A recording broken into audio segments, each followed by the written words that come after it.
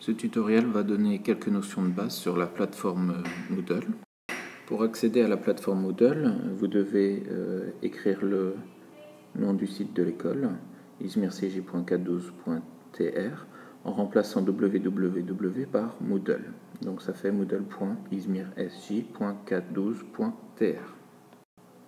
Vous accédez ainsi à la première page de la plateforme. Cette première page se compose d'une bannière, d'accord, ici une bannière qui est pour l'instant temporaire, d'une catégorie de cours, ici avec tous les niveaux de classe, d'un bloc navigation où vous pourrez cliquer sur les différentes parties de votre plateforme et d'un calendrier. Vous pouvez voir en haut à droite que pour l'instant nous sommes à l'état non connecté et que nous pouvons choisir la langue en français. Donc n'importe quelle personne peut avoir accès à la première page de la plateforme Moodle du lycée Saint-Joseph. L'élève aura la possibilité de choisir sa catégorie de cours dans la liste suivante. On peut voir que nous sommes passés de la partie accueil à la partie cours. Pareil dans le bloc navigation, partie accueil, nous sommes maintenant à cours. Il est toujours possible de voir cette page à l'état non connecté. Grâce à ce bouton, vous pouvez revenir à l'accueil en sélectionnant les cours de préparatoire, de sciences, de biologie et animaux. On se retrouve avec deux cours ici, les animaux et le vocabulaire des animaux, et la classification, un cours sur la classification des animaux. Il faut bien comprendre que les cours qui sont ici, représentés avec ce symbole, sont représentés comme des grands chapitres. À l'intérieur de ces grands chapitres, vous pourrez placer beaucoup de documents différents, comme des images, des textes, des PDF, des livres, des vidéos, etc.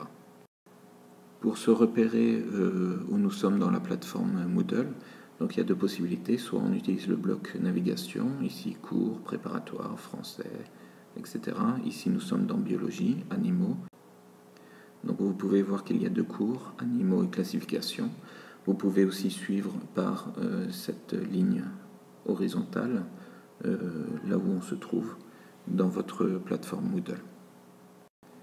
Les noms que vous voyez ici apparaître sont les noms abrégés. C'est vous qui définissez ces noms abrégés en fonction du cours que vous avez créé. Il y a aussi cette bande déroulante qui va permettre à l'élève de changer de section peut-être plus rapidement.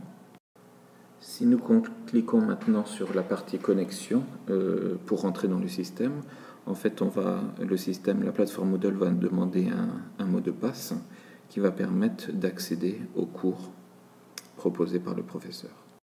La page suivante apparaît où l'élève ou le professeur devra indiquer son nom d'utilisateur, son mot de passe et se connecter.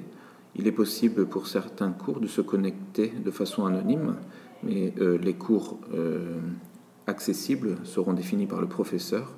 Tous les cours ne seront pas visibles en connexion anonyme. Nous voici donc maintenant connectés. Donc c'est écrit connecté sous le nom de, avec le nom de l'utilisateur. La langue ici c'est français. En fait vous pouvez imposer la langue au niveau du profil, de votre profil. Donc pour les professeurs turcs, ils pourront accéder à leur plateforme Moodle directement en turc après avoir été connectés. Au niveau de ce cours, en fait, on a une première zone qui indique le titre du cours, une petite bannière, une petite image. Ici, vous avez un forum des nouvelles qui peut être utilisé par les étudiants, mais qui ne sera pas forcément utile pour l'instant. Et ensuite, vous avez une première section que j'ai appelée vocabulaire animaux niveau 1, avec différents documents, un livre, un PDF, des vidéos YouTube, des vidéos MP4, une page qui a été créée sur le vocabulaire des animaux, un lien site internet qui permet d'arriver directement sur une page internet, etc. À gauche et à droite sur votre page, en fait, on voit différents blocs. Le premier bloc navigation, par exemple. Deuxième, administration.